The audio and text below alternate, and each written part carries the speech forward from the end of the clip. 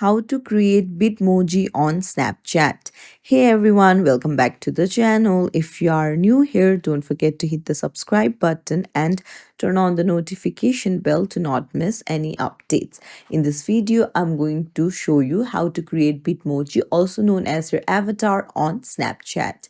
Let's dive right in. Open up your Snapchat app and then you will need to head over to your profile in the top left, and then you can see create my avatar option. Just tap on it,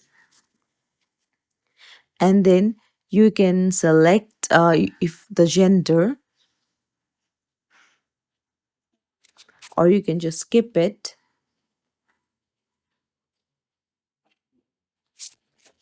Now you need to choose the skin color, the hair of your choice. You can choose the hair color, you can choose eyes, lashes, eyebrow. Just you can select the body type, the accessories that you want the Bitmoji to wear,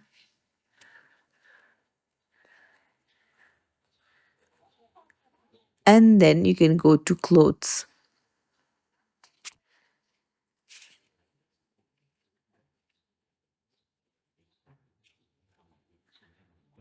and then once you're done choosing your clothes, you can just hit save in the top right,